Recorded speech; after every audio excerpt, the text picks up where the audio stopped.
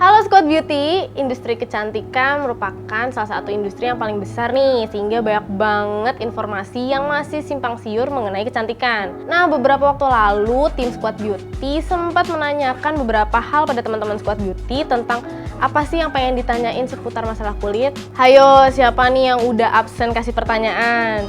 Dan hari ini kita akan ngobrol bareng sama dermatologis untuk membahas beberapa pertanyaan yang paling banyak muncul dan belum pernah dijelaskan di video sebelumnya. Halo Dokter Matahari. Halo Tika, halo semuanya.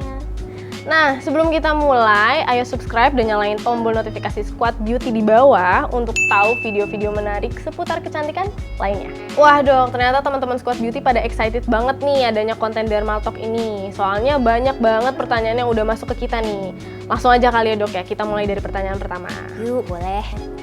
Yang pertama nih dok, apakah suntik putih itu baik bagi organ tubuh dan apa dampaknya jika dipakai berkepanjangan?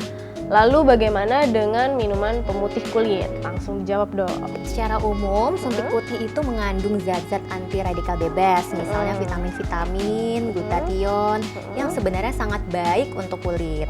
Tetapi memang dia sangat mempengaruhi fungsi organ, terutama ginjal. Jadi kalau ginjal kita bermasalah, tentunya tidak disarankan untuk melakukan suntik putih. Kemudian apa dampaknya jika dipakai berkepanjangan? Nah, karena dalam melakukan suntik putih, fungsi organ kita terutama ginjal itu sangat berpengaruh. Jadi kita harus rutin mengecek. Kalau misalnya selama kita menggunakan fungsi ginjal kita menurun, tentunya harus dihentikan. Terus untuk minuman pemutih. Nah, untuk minuman pemutih ini kurang lebih sama. Yang satu kan isinya disuntikan, yang satu diminum. Nah, di sini berbahayanya adalah ke asam lambung. Karena antioksidan itu biasanya bersifat asam, sehingga orang-orang dengan penyakit mah biasanya akan mual atau bahkan hingga perih saat meminumnya. Jadi sebaiknya diminum setelah makan. Oke, berarti kalau misalnya yang suntik itu bahayanya kalau berkepanjangan bisa ngaruh ke ginjal, sedangkan kalau yang minuman bisa berpengaruh pada pencernaan. Nah, kalau misalnya suntik putih nih dok, kan di salon-salon ada nih. Sebenarnya boleh nggak sih kalau misalnya suntik putih di salon kayak gitu dok? Oke, kalau di salon sangat-sangat tidak aku sarankan ya, karena sebenarnya suntik itu kan tindakan medis. Jadi harus dilakukan oleh yang sudah profesional.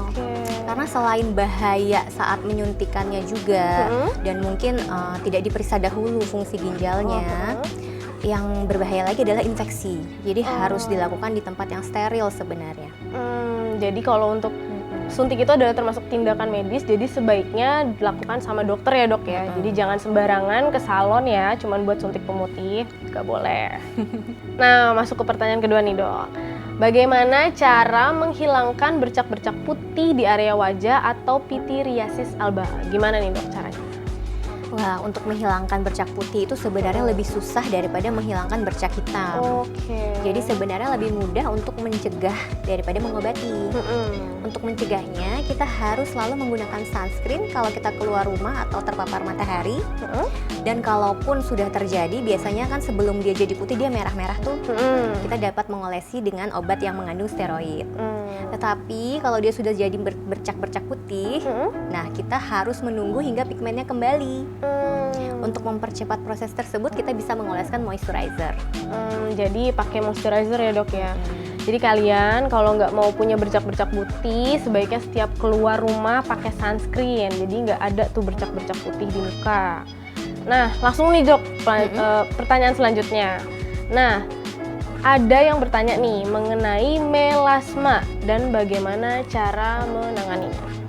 Melasma itu adalah salah satu penyakit flek di wajah, dan ini adalah yang paling sulit diobati sebenarnya. Untuk flek ya secara umum.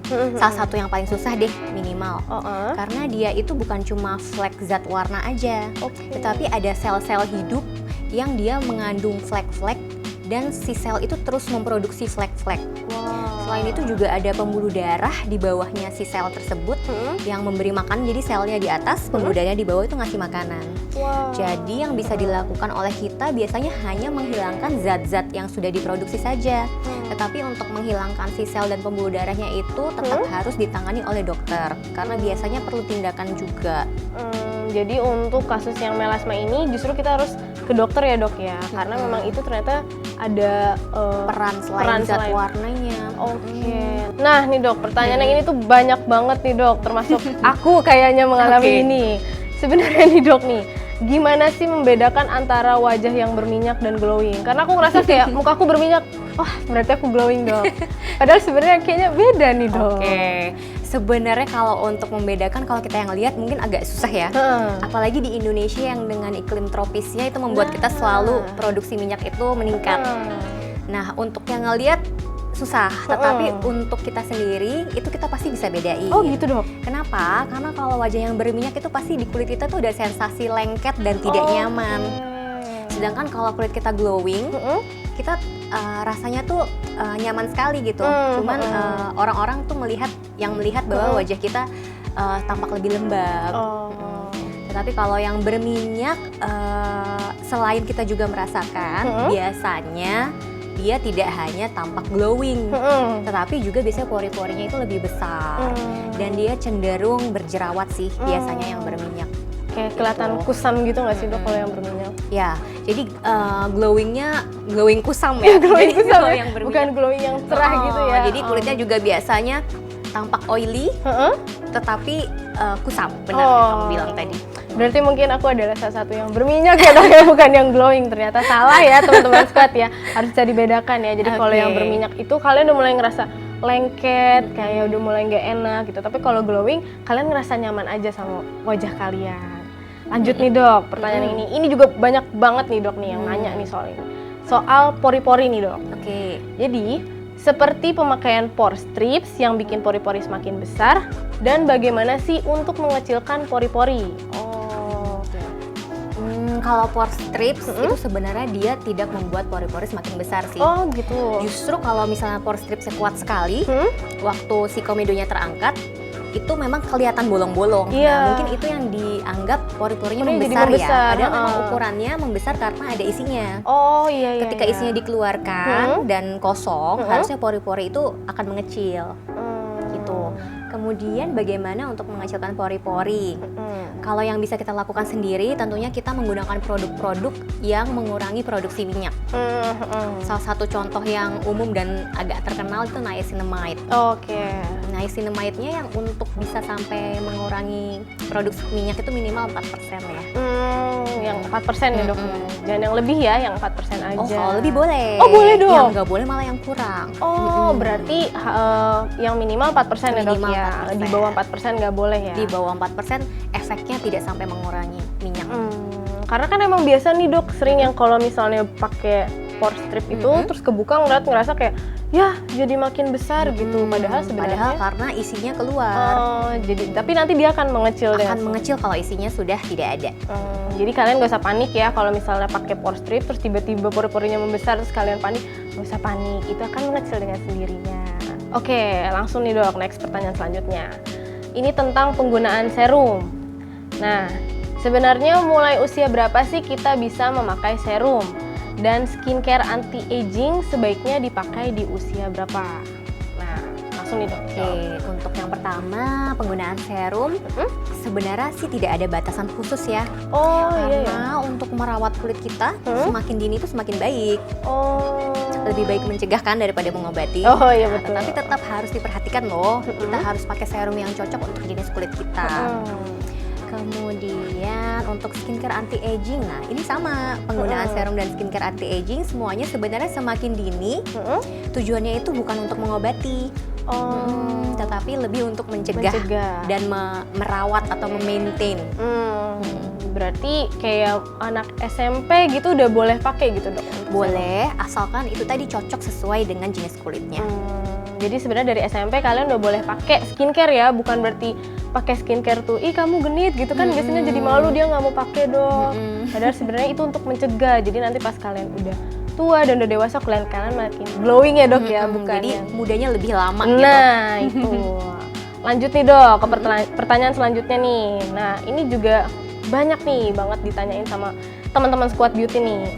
Ini emang ini udah paling sering banget sih ini di dok. Bagaimana cara untuk menghilangkan jerawat dan bekas jerawat seperti scars atau hiperpigmentasi? Nah, Gimana nih, banyak Dok? ya. Oke, yang pertama jerawat ini emang favorit banget. Ih, banyak Aku banget selama Dok. jadi dokter selalu yang nomor satu ditanyain ini. Jerawat ya, Dok? Jadi si jerawat ini kalau memang cuma sedikit Hah? atau masih ringan, itu masih boleh pakai skincare ya. Oh, Jadi masih bisa menggunakan skincare yang memang ditujukan untuk mengobati jerawat. Tetapi kalau dia sudah tergolong jerawat yang sedang hingga berat, tentunya harus diobati karena itu sudah sakit. Kalau hanya 1, 2, 3, di bawah 5 masih bisa deh pakai skincare. Skincare-nya itu juga produk-produknya yang terkenal biasanya mengandung niacinamide lagi, salicylic acid, biasanya kurang lebih yang membuat mengeringkan atau mengurangi produksi minyak. Kemudian kalau bekas jerawat, ini kan bekas jerawat ada macam-macam banget ya. Iya. Ada yang hitam-hitam, Iya, betul. ada yang bopeng-bopeng. Ah, iya tuh, Dok. Kalau untuk yang hitam-hitam itu lebih mudah. Jadi kita masih Oke. bisa pakai skincare yang ada pengelupasan atau dia memang mengurangi produksi dari si hitam-hitamnya. Tetapi sayang sekali nih untuk scars atau jaringan parut itu sudah ada perubahan di bawah kulit. Jadi ini kulit kita di bawahnya itu ada jaringan yang sudah keras, tidak seperti kulit normal. Itu mau nggak mau harus dibantu dengan treatment oleh dokter.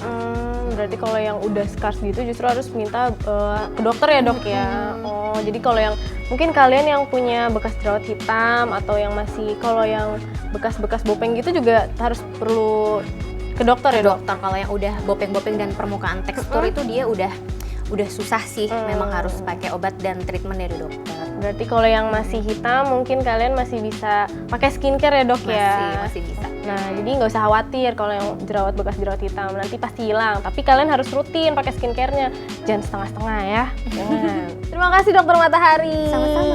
Udah bantuin teman-teman Squad Beauty nih. Gimana? Udah dijawab kan pertanyaannya? Kalau masih yang punya pertanyaan bisa langsung komen di bawah. Siapa tahu nanti kita ketemu Dokter Matahari lagi terus ngobrol bareng lagi ya, Dok ya. Nah, jangan lupa untuk di-like, share, subscribe, dan nyalain tombol notifikasi Squad Beauty biar kamu selalu update sama video-video terbaru dari Squad Beauty. Bye-bye!